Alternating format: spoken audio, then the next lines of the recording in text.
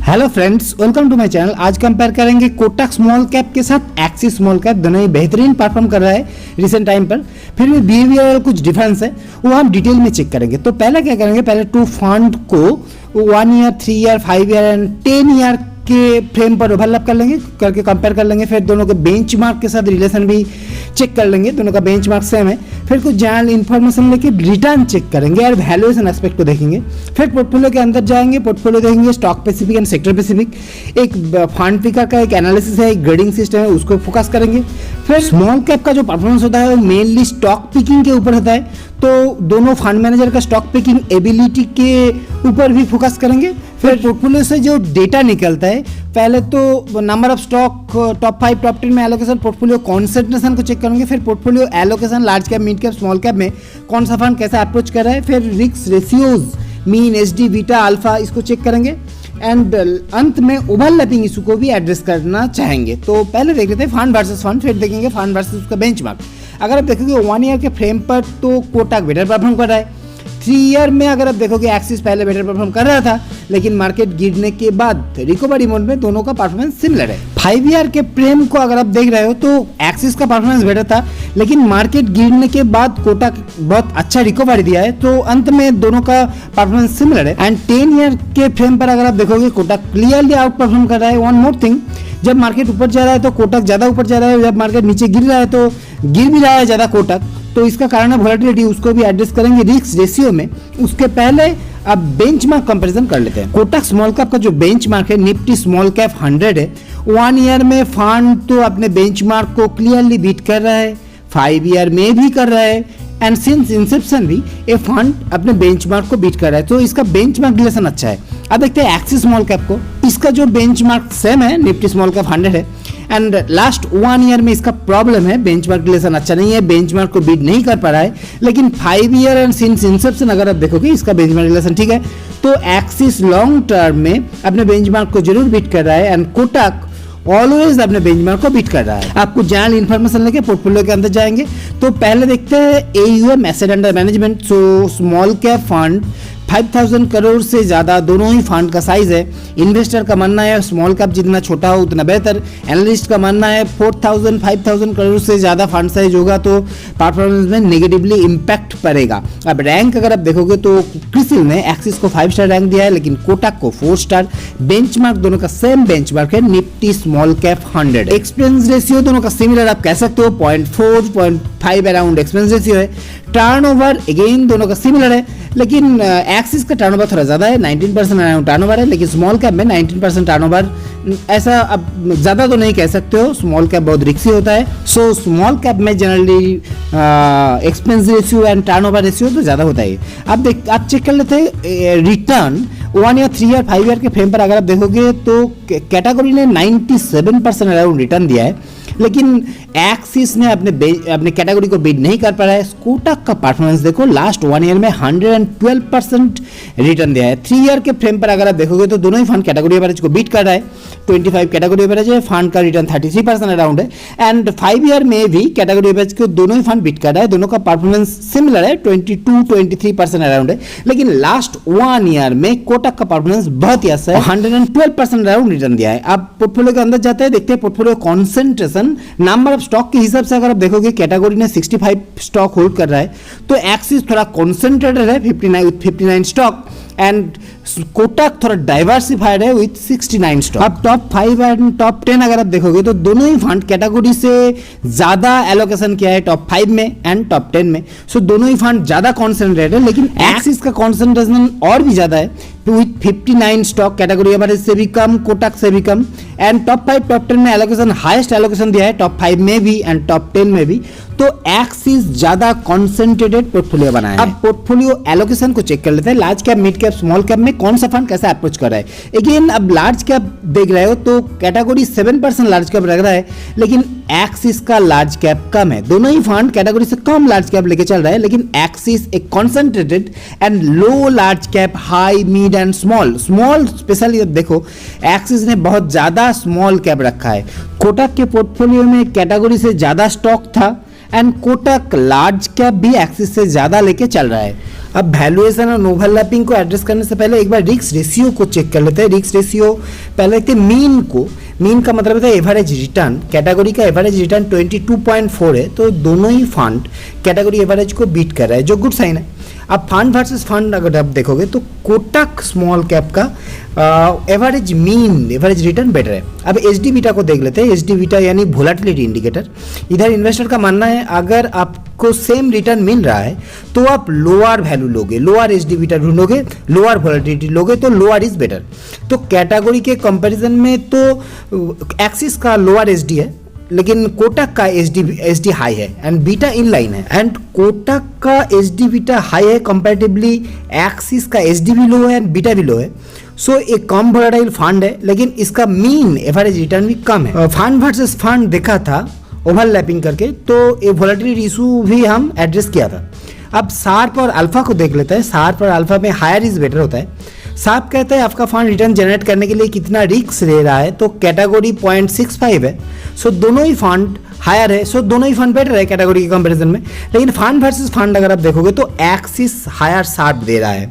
अगर अल्फा को देख रहे हो तो कैटेगरी अल्फा है 6 एंड दोनों का अल्फा ज़्यादा है, हायर इज बेटर इधर भी, तो दोनों ही फंड कैटेगरी से बेटर है। अल्फा कहता है आपका फंड कितना रिटर्न देगा अगर बेंचमार्क 0 रिटर्न देगा, बेंचमार्क रिटर्न जनरेट नहीं कर पाएगा तो फंड कितना रिटर्न जनरेट कर पाएगा। तो इधर एक्सिस के पास बेटर अल्फा है कंपैरेटिवली, 1% ज़्यादा है कोटक के कंपैरिजन में। एक्सिस को देखो, एक्सिस के पास एचडी बीटा कम है, फंड कम वोलेटाइल है, लेकिन फिर भी इसका बेटर शार्प है, बेटर अल्फा है एंड मीन भी कैटेगरी से ज़्यादा मिल रहा है आपको। अब कोटक को देखो, कोटक के पास जो वोलेटिलिटी है वो कैटेगरी से भी ज़्यादा वोलेटाइल फंड है, लेकिन उसका भी जो मीन है एवरेज रिटर्न वो बहुत ही अच्छा है and higher alpha and higher Sharpe भी कैटेगरी एवरेज के कंपैरिजन में डिलीवर करता है। फंड पिकर का दो एनालिसिस है, एक तो ग्रेडिंग कंपैरेटिव ग्रेडिंग सिस्टम है एंड दो फंड पिकर का स्टॉक पिकिंग एबिलिटी के ऊपर एक डिस्कशन है। वो डिस्कस करने से पहले एक बार वैल्यूएशन को चेक कर लेते हैं। तो अगर आप देखोगे वैल्यूएशन में P, PB, price to earning and price to book, तो दोनों ही फंड सेम पीबी लेकर चल रहा है, प्राइस टू बुक सेम है 4.9 एंड पी कोटक का थोड़ा ज़्यादा है, 1 पी ज़्यादा है, प्राइस टू अर्निंग थोड़ा ज़्यादा है, थोड़ा एक्सपेंसिव है कोटक स्मॉल कैप। सो कोटक को समझो, कोटक एक डाइवर्सिफाइड फंड था comparatively with 69 stock, number of stock ज़्यादा था तो डाइवर्सिफाइड एंड लार्ज कैप ज़्यादा था, 4% लार्ज कैप था, कैटेगरी तो 7% अराउंड लार्ज कैप रख रहा था and with high volatility, HD beta high था। नाउ प्राइस टू अर्निंग ज़्यादा, सो ज़्यादा एक्सपेंसिव भी कोटक। अब फंड पिकर का वो ग्रेडिंग सिस्टम के ऊपर फोकस करते हैं, फिर ओवरलैपिंग इशू को एड्रेस करेंगे। सो फंड पिकर का ग्रेडिंग सिस्टम में 6 एलिजिबिलिटी के ऊपर 5 पॉइंट ग्रेडिंग किया है फंड पिकर ने। सो परफॉर्मेंस में कोटक आगे, रिस्क में दोनों सिमिलर, इन्वेस्टमेंट स्टाइल में अगेन कोटक थोड़ा सा आगे, क्वालिटी में कोटक आगे, डाइवर्सिफिकेशन में भी कोटक आगे कंपैरेटिवली, लेकिन कोई भी फंड डाइवर्सिफाइड नहीं है, वेल डाइवर्सिफाइड नहीं है। कंसिस्टेंसी में अगेन कोटक आगे। तो इसका रेटिंग जो कह रहा है तो कोटक स्मॉल कैप को ज़्यादा बेटर परफॉर्मर मानते हैं। एंड स्मॉल कैप में स्पेशली जो होता है स्टॉक पिकिंग बहुत इंपॉर्टेंट होता है। तो स्टॉक पिकिंग कितने परसेंटेज ऑफ स्टॉक आपको हायर अल्फा डिलीवर कर रहा है, वो भी एक गुड एनालिसिस स्टाइल आप मान सकते हो। तो फंड पिकर ने वो एनालिसिस किया है, तो दोनों ही फंड पॉजिटिव अल्फा देने वाली स्टॉक 59% सिलेक्शन राइट है एंड 41% अराउंड वो रेड सिग्नल है। सो दोनों फंड का ही फंड मैनेजर जो है वो उसका एलिजिबिलिटी सिमिलर काइंड है, ये फंड पिकर का मानना है। आप पोर्टफोलियो को डिटेल में चेक करके पोर्टफोलियो ओवरलैपिंग के ऊपर एड्रेस करना चाहेंगे। सो दोनों फंड का टॉप 10 होल्डिंग अगर आप देखोगे तो कंज्यूमर डिस्क्रिशनरी में कोटक का थोड़ा एलोकेशन ज़्यादा है, लाक्स, समय, ब्लू स्टार, नीलकमल एंड दोनों का ही जो है फाइनेंशियल में एलोकेशन कम मुझे दिख रहा है। तो सेक्टर स्पेसिफिक अगर आप एलोकेशन देखोगे, कोटक के पास फाइनेंशियल में 4.5% एलोकेशन है एंड एक्सिस के पास अराउंड 15% एलोकेशन है, जो डिफेंसिव सेक्टर माना जाता है, consumer discretionary, consumer staple, IT and health care.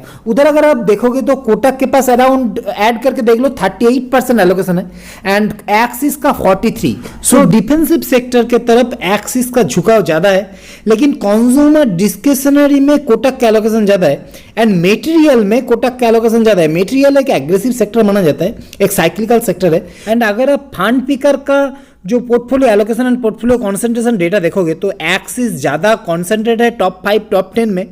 And asset allocation अगर आप देख रहे हो तो एक्सिस अगेन लार्ज कैप लिया ही नहीं, तो कोटक ने थोड़ा लार्ज कैप लिया है। एक्सिस पूरा एलोकेशन मिड एंड स्मॉल की तरफ है। पोर्टफोलियो ओवरलैपिंग इशू के ऊपर एड्रेस करना चाहेंगे तो दोनों का सेम बेंचमार्क है, निफ्टी स्मॉल कैप 100 है। सो ओवरलैपिंग नेचुरल है। भी अगर आप सेक्टर स्पेसिफिक ओवरलैपिंग देखोगे तो मेटेरियल में अराउंड 20% सेक्टर स्पेसिफिक ओवरलैपिंग है एंड 12% अराउंड इंडस्ट्रियल में and 9% around 10% around consumer discretionary में। अगर आप स्टॉक स्पेसिफिक ओवरलैपिंग देखोगे तो JK Cement, Galaxy, Orient Electric, Persistent System, Blue Star, बहुत सारे कॉमन स्टॉक है। अगर आप ओवरऑल देखोगे कोटक स्मॉल के पास अराउंड 69 स्टॉक है एंड एक्सिस के पास 59 स्टॉक है, तो कॉमन स्टॉक 8 है ओवरलैपिंग में, 12% ओवरलैपिंग जिसको आप ज्यादा नहीं कह सकते हो। लेकिन मार्केट का जो सिनेरियो है लास्ट 1 ईयर में 100% अराउंड स्मॉल कैप ने रिटर्न दिया है, 97% अराउंड कैटेगरी एवरेज है रिटर्न में। सो इन्वेस्टर को आप डिफेंसिव होना चाहिए। तो पूरा चीज को, पूरा एनालिसिस को अगर आप सम अप करेंगे, so Axis and Kotak small cap दोनों के पास सेम बेंचमार्क था, निफ्टी स्मॉल कैप 100, लेकिन फिर भी 10 ईयर के चार्ट में कोटक क्लियरली आउट परफॉर्म कर रहा है। दोनों फंड का AUM साइज बड़ा है, 5,000 करोड़ से ज्यादा है। 1 ईयर में कोटक ने बहुत अच्छा परफॉर्म कर रहा है, लेकिन कोटक का वैल्यूएशन भी ज़्यादा है। अगर आप पोर्टफोलियो को डिटेल में देखोगे तो stock specific highest allocation Kotak ने 4.5% किया है, लेकिन एक्सिस ने 5.5%।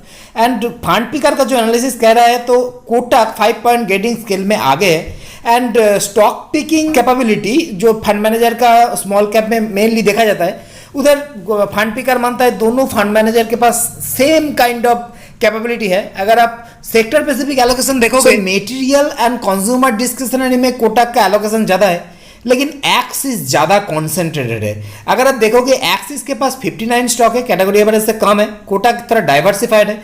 कोटक के पास लार्ज कैप ज्यादा है, लेकिन फिर भी फंड ज्यादा वोलेटाइल है। लार्ज कैप लेने से फंड के वोलेटिलिटी कम होता है, लेकिन इधर वो हो नहीं रहा है। कोटक के पास ज्यादा लार्ज कैप है, फिर भी फंड ज्यादा वोलेटाइल है, लेकिन उसके बावजूद मीन ज्यादा डिलीवर कर रहा है, अल्फा भी ज्यादा डिलीवर कर रहा है कैटेगरी के कंपैरिजन में। सो अगर आप ओवरलैपिंग इशू को देख रहे हो तो 59 अराउंड एक्सिस के पास स्टॉक है एंड कोटक के पास है 69 स्टॉक, उसमें से अराउंड 8 स्टॉक कॉमन है एंड 12% ओवरलैपिंग है, जिसको आप ज्यादा नहीं कह सकते हो स्मॉल कैप फंड में। लेकिन small cap as a category बहुत ही अच्छा परफॉर्म किया है लास्ट 1 ईयर में, अराउंड 100% रिटर्न दिया है। सो इन्वेस्टर को आप थोड़ा डिफेंसिव होना चाहिए। तो स्मॉल कैप अगर आप ना लो तब भी कोई प्रॉब्लम नहीं है, लेकिन अभी स्मॉल कैप लेना एक रिस्की हो सकता है। लेकिन फिर भी अगर आप लेना चाहते हो तो concentrated defensive kind of small cap आपको ढूंढना है, आपको बेटर फंड मैनेजर चूज करना है। तो इसी तरह आपको स्मॉल कैप एलोकेशन करना है। Strategic small cap allocation better है। स्मॉल कैप में मेरा मानना है, स्मॉल कैप में आप 10 ईयर्स 20 ईयर्स के SIP ना करो तो बेहतर है। स्मॉल कैप में आपको टाइमिंग करना पड़ेगा। फिर भी अगर आप लेना चाहते हो एक मल्टी कैप फंड अभी ले सकते हो, जिधर 25% अराउंड स्मॉल कैप होता ही है। So stay defensive, stay focused, asset allocation always matters, and wish you a very happy investment journey, and thank you for watching.